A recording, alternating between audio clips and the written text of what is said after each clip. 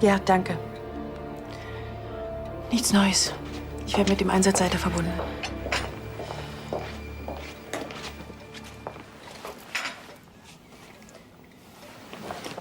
Was machen Sie denn hier? Sie haben doch heute frei. Ich habe erfahren, was passiert ist und wollte wissen, ob ich irgendwas tun kann. Das ist wirklich sehr freundlich von Ihnen, aber den Weg hätten Sie sich sparen können. Ein Anruf hätte genügt. Genießen Sie Ihren freien Tag. Aber ich dachte, ich könnte Ihnen irgendwas abnehmen. Wir haben hier alles im Griff. Es hilft uns nicht weiter, wenn wir alle wie aufgescheuchte Hühner rumrennen. Ich erwarte, dass alles seinen gewohnten Gang geht. Dann entschuldigen Sie die Störung, Gräfin Landstein. Sarah? Ja.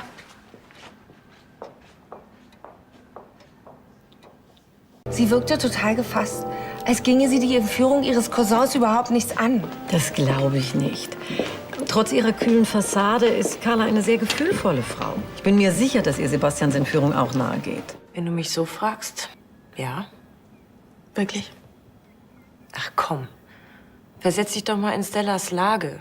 Hättest du dich dann nicht abgewiesen gefühlt? Dabei wollte ich gar nicht so abweisend klingen. Wieso hast du ihr Angebot überhaupt abgelehnt? Ein bisschen Unterstützung hätte wirklich nicht geschadet, so wie die Stimmung hier momentan ist. Das mit Sebastian, das setzt mir einfach total zu. Ich weiß gar nicht, wie ich da noch die Holding und Königsbrunn handeln soll. Das verstehe ich. Ich mache mir auch schlimme Sorgen um Sebastian. Ich frage mich einfach die ganze Zeit, warum ich mich nicht mehr um ihn gekümmert habe. Vielleicht hätten wir die Entführung verhindern können. Wie denn, Carla? Ach komm, mit unseren Selbstvorwürfen helfen wir wirklich nicht weiter. Ich weiß. Du hast sie vorhin nicht erlebt. Olli, nimm dir den Rest des Tages frei. Weißt du, heute ist sowieso nicht viel los. Linda und Azar schaffen es auch ohne dich. Wieso sollte ich? Weil man dir anmerkt, dass du diese Nacht kaum ein Auge zugemacht hast. Also ich verkraul mit meiner Laune deine Gäste. Tut mir leid, ich versuche mich zusammenzureißen. Olli, so war das nicht gemeint. Also komm, bitte, geh nach Hause. Hm? Siehst du, das meine ich. Der Neffe ist völlig fertig und dabei ist er noch nicht mal mit Sebastian verwandt. Ja, trotzdem, ich muss Carla verteidigen. Von klein auf wurde ihr schon beigebracht, ihre persönlichen Befindlichkeiten zu ignorieren. Naja, die Lektion hat sie ja perfekt verinnerlicht. Ja, das muss sie auch. Sowohl als Gräfin als auch als erfolgreiche Geschäftsfrau. Trotzdem ist mir das irgendwie unheimlich. Ich meine, wie kann sie ihre Gefühle in so einer Extremsituation so 100% im Griff haben? Ich wäre wahnsinnig vor Angst, wenn das Christian oder Gregor passieren würde. Ja, das ginge mir mit Olli genauso. Ach, sogar mit Olivia. Aber wir sind eben auch anders erzogen worden als Carla. Jedenfalls habe ich mich bis jetzt ziemlich in der Gräfin geirrt. Ich hätte nie gedacht, dass sie so kopfgesteuert ist. Jedenfalls konnte ich Stellas Angebot nicht annehmen. Weil du immer noch was für sie empfindest? Und weil es nicht auf Gegenseitigkeit beruht und weil sie unsere Angestellte ist und weil ich sie ständig sehen muss und. Ihr Angebot hat mich einfach überfordert.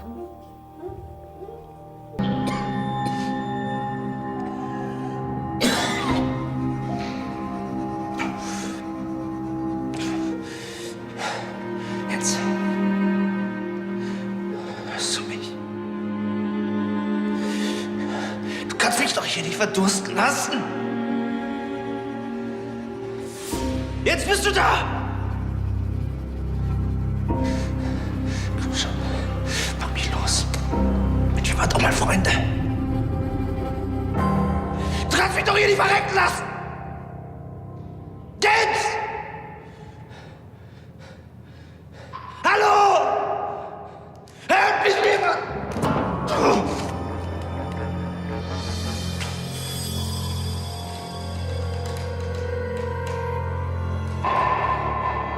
Livia.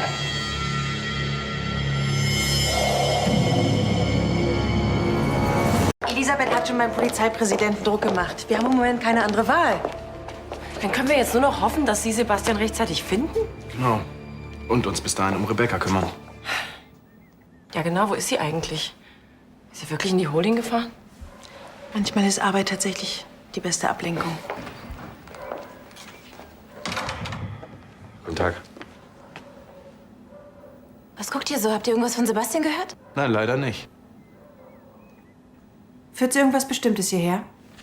Habe ich mich heute Vormittag irgendwie missverständlich ausgedrückt? Du bist hier nicht erwünscht. Doch, das ist er. Adrio macht sich genauso große Sorgen um Sebastian wie wir alle. Er war jahrelang wie ein Vater zu uns. Ich möchte gern, dass er bleibt. Na, wenn du das gerne möchtest.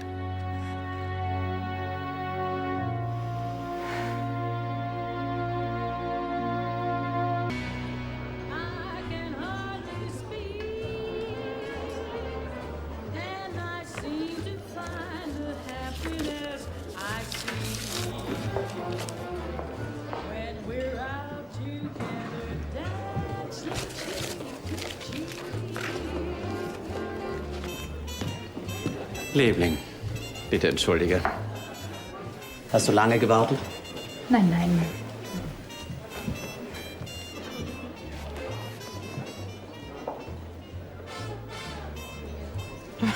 Was hast du? Ich habe eine Überraschung. Ich habe eine sehr seltene Tabatiere entdeckt. Eine Tabatiere? Ja, 18. Jahrhundert. Sie soll Kaiser Karl VII. Gehört haben. Unglaublich. Nicht wahr? Ein Antiquitätenhändler aus Florenz bietet sie im Internet an. Ich fürchte, ich muss sie ersteigern. Das kann ich nachvollziehen. Den Eindruck habe ich allerdings nicht. Wir reisen nach Italien. Du meinst wegfahren? Jetzt? Ja. Ich dachte, du freust dich. Guten Tag, Prinzessin, Herr von Tepp. Guten Tag, Frau Schneider. Wie geht es Ihnen? Die Nachricht von Ihrem Cousin, schrecklich. Gibt es denn schon etwas Neues?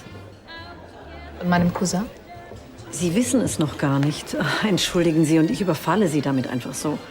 Sebastian von Lahnstein ist entführt worden. Selbst im Radio wird schon darüber berichtet. Sein Zustand ist unverändert. Und unsere Bitte an die Bevölkerung um Hinweise, ja, hat auch nichts gebracht.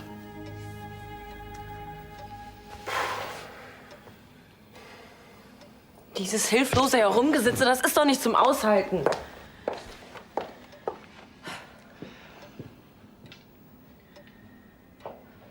Ich habe schon mal um Sebastian gebangt, ohne etwas tun zu können. Das ist schon ewig her. Sebastian war vielleicht 11 oder 12. Wir haben Urlaub in Frankreich gemacht. Atlantikküste. Eines Tages, da war er plötzlich verschwunden. Wir haben ihn überall gesucht, in den Buchten zwischen den Felsen, aber er war wie vom Erdboden verschluckt. Was war denn passiert? Wir hatten schon die Küstenwache alarmiert. Und die Hoffnung fast aufgegeben. Es war ja schon dunkel. Da stand er auf einmal wieder vor uns. Er hatte sich aus Spaß in einer Höhle an der Steilküste versteckt und war von der Flut eingeschlossen worden. Ich war in meinem Leben noch nie so erleichtert, jemanden wieder in die Arme schließen zu können. Sebastian wird es auch diesmal schaffen. Sie werden ihn rechtzeitig finden, ganz bestimmt. Oh, Entschuldigung.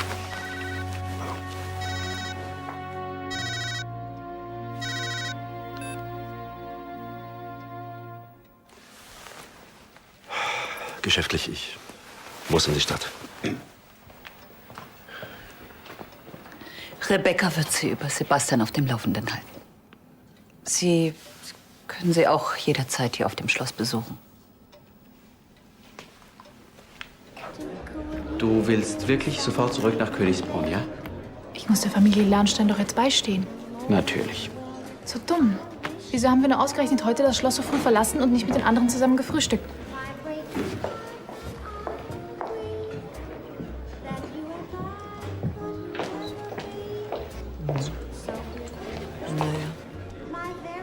Warum einfach, wenn es kompliziert auch geht? Hallo, die Damen. Hallo, Gregor. Justus hat wie immer recht. Hier hängst du also ab. Hast du mich gesucht? Ja, ich bin völlig umsonst zum Schloss gefahren. Rebecca hing in ihrem Schönheitstiefschlaf und du hast offenbar neuerdings einen freien Tag, von dem ich nichts weiß. Was gibt's? Es gibt leider nichts Neues von Sebastians Entführung. Ja. Ich bin eigentlich wegen was anderem hier. Der Gästeliste vom Maskenball. Aha. Die Suche nach der großen Unbekannten hat begonnen. Ja, genau. Und du wirst mir helfen, sie zu finden. Tut mir leid, sowas ist vertraulich. Ich kann dir die Gästeliste nicht rausgeben. Ich habe doch nicht vor, die Liste an die Klatschpresse zu verkaufen. Gregor ist die Diskretion in Person. Da wird bestimmt niemand was erfahren. Außerdem, wenn es um die Liebe geht, muss man auch mal ein Auge zudrücken. Naja, ich schau mal, was ich für dich tun kann. Wenn sie will, kann meine Cousine ein echter Schatz sein. Ja.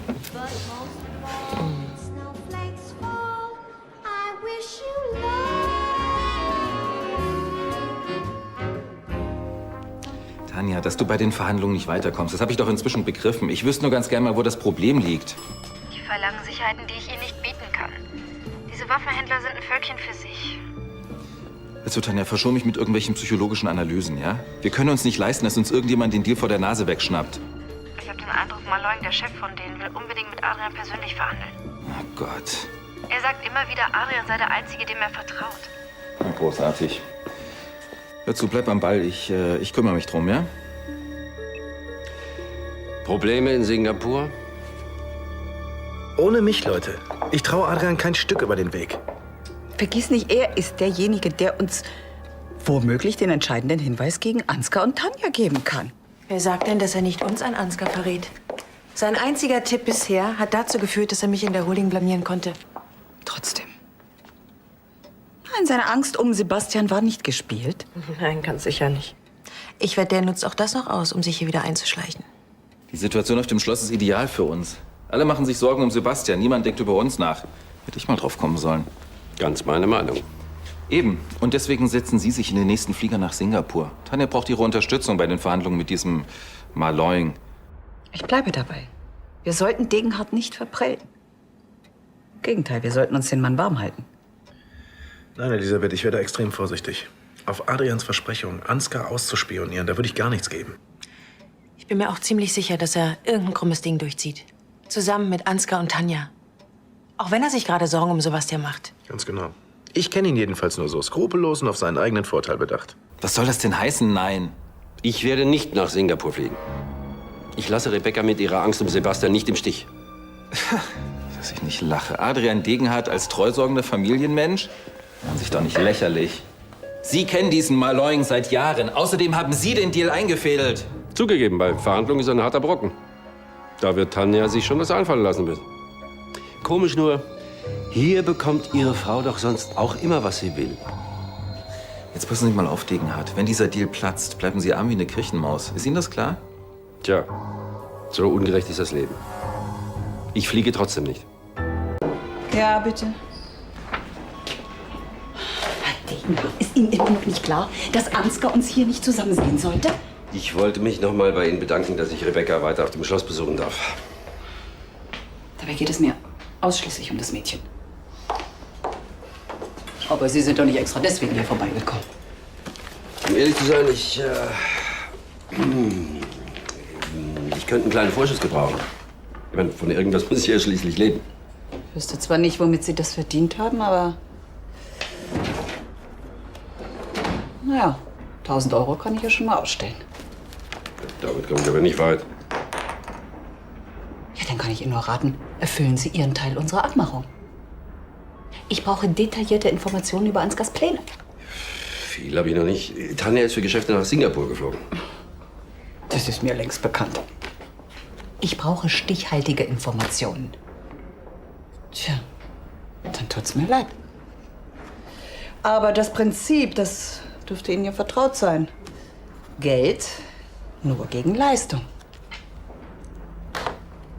Ist das Ihr letztes Wort? Lächerliche 1.000 Euro? Erst kriege ich verwertbare Informationen und dann kriegen Sie mehr Geld. Herr Degenhardt, ich wusste doch, dass Sie zur Vernunft kommen. Was genau planen Sie und Tanja eigentlich? Um Geld allein kann es aber ja wohl nicht gehen. Sie kennen sich doch mit den Waffendeals besser aus als wir. Dann kommen Sie. Wenn ich Ihnen helfen soll, müssen Sie schon offene Karten spielen. Netter Versuch, aber unsere Zusammenarbeit bezielt sich ausschließlich auf diesen einen Waffendeal. Was ich mit dem Geld hinterher vorhabe, ist ganz allein meine Sache. Haben Sie eigentlich Ihren Flug schon gebucht? Ich habe Ihnen noch gesagt, ich fliege nicht nach Singapur, solange Sebastian noch vermisst ist. Und ich habe Ihnen gesagt, dass Tanja bei diesem Maloing allein nicht weiterkommt. Das Gelingen unseres Deals hängt jetzt ausschließlich von Ihnen ab. Tja, bedauerlich für Sie. Ich hoffe, Tanja hat trotzdem einen schönen Aufenthalt im wunderbaren Singapur. Ich hätte es wissen müssen. Das ist doch nur Ihre armselige Art, Ihren Preis in die Höhe zu treiben. Na schön, Degenhardt, wenn es nicht anders geht. Ich zahle Ihnen 1 Million in Cash, wenn Sie zu Tanja nach Singapur fliegen und den Deal in trockene Tücher bringen. 1 Million, bar auf die Hand. 1 Million Euro? Ja, für 3 Tage Arbeit. Nicht schlecht, oder? Ich muss mich ein paar Tage vorbereiten. Blödsinn, Sie fliegen heute oder gar nicht. Wozu die Hektik? Ihre entzückende Frau kann unsere Freunde da unten ein bisschen hinhalten. Degenhardt, ich stelle hier die Bedingungen. Oder haben Sie plötzlich im Lotto gewonnen? Die Kerle da sind von einer ganz harten Sorte. Wenn ich da nicht auf dem Stand der Dinge bin, dann machen die Chicken Rice aus mir. Bitte, hier geht's um ein Waffengeschäft und nicht um eine Doktorarbeit. Sie wollen mit Rebecca Händchen halten, richtig? Rebecca braucht mich jetzt und Sebastian auch. Ja, schön. Ist Ihnen Ihre väterliche Ader 1 Million wert? Sie haben 10 Sekunden, sich zu entscheiden. Könnten wir nicht... 3, 2, 1. Danke, dann eben nicht. Gut, wann geht mein Flug? Sebastian stirbt vielleicht, aber die Geschäfte gehen natürlich vor. Du verstehst das nicht. Es geht um meine Existenz. Und ich kann doch hier sowieso nichts tun. Du hast uns immer wieder eingebläut, wir wären praktisch wie deine eigenen Kinder. Aber wenn wir einmal deine Unterstützung brauchen, dann... Ich bin doch in 3 Tagen wieder da. Sag mal, verstehst du es nicht? In 3 Tagen ist Sebastian tot, verdurstet und ich... Ich kann nicht mehr, verdammt, ich brauch dich jetzt. Aber du hast doch hier die ganze Familie und Lydia. Du bist sowas von abartig. Es geht einfach nicht anders. Mir sind die Hände gebunden. Stirbst du, wenn du diese Reise absagst? Nein, aber... Und trotzdem ist er dir wichtiger als Sebastian. Weißt du was? Fahr. Fahr meinetwegen zur Hölle. Und komm vor allen Dingen nicht wieder. Ich bin fertig mit dir.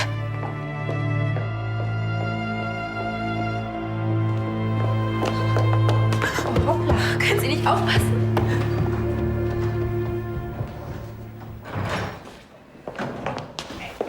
Ich dachte, wir treffen uns im Park. Es ist viel zu kalt. Und wie war der Termin mit der Brauerei? Horror. Aber die geben mir noch eine Chance.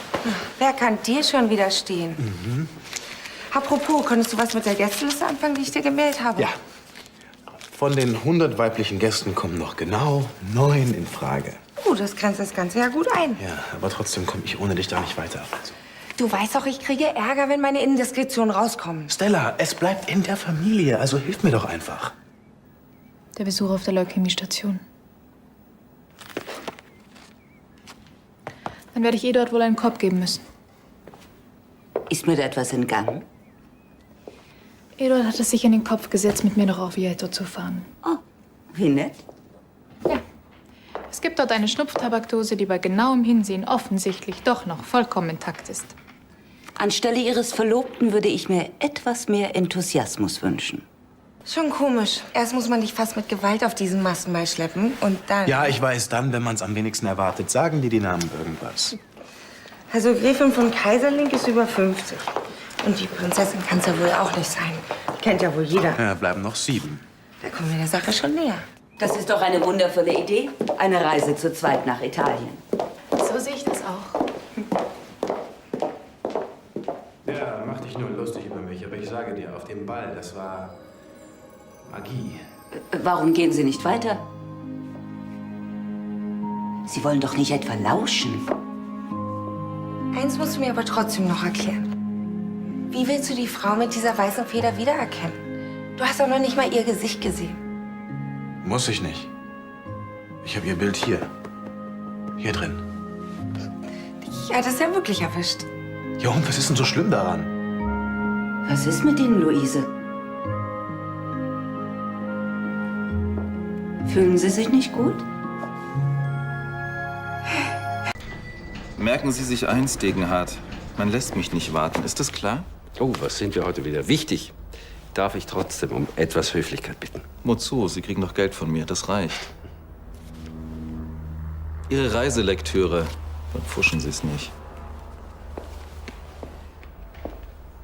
Was wird das denn jetzt, Degenhardt? Ich habe keine Zeit mehr, Sie persönlich zu briefen. Sie müssen zum Flughafen. Muss ich nicht. Was soll das denn heißen? Ich fliege nicht.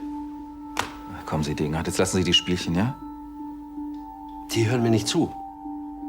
Ich habe es mir anders überlegt. Was denn? Sie verzichten auf 1 Million Euro? Geld ist nicht alles. Wenn Sie denken, dass ich noch was drauflege, haben Sie sich geschnitten. Ja, ich wusste, das übersteigt Ihren Horizont, aber Rebecca und Sebastian sind jetzt wichtiger. Ich glaube, Sie sind nicht mehr ganz bei Trost. Ganz im Gegenteil. Ich komme endlich zur Vernunft. Sagen Sie Tanja liebe Grüße. Sie schafft das schon.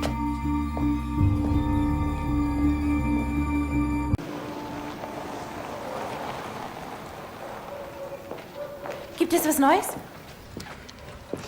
Was bilde ich mir auch an, dass ich was finden könnte, wo die Polizei schon nichts findet? Dieser Einsatzleiter hat doch gesagt, dass Sie mit den Hunden weitersuchen wollen. Als ob das was bringen würde, Olivia. Dafür müssen Sie erst mal wissen, wo Sebastian steckt, sonst finden die Hunde auch nichts. Bitte ruhig, bitte. Wir sollten uns nicht noch verrückt machen lassen. Wie lange überlebt ein Mensch unter Wasser? 3, 4 Tage?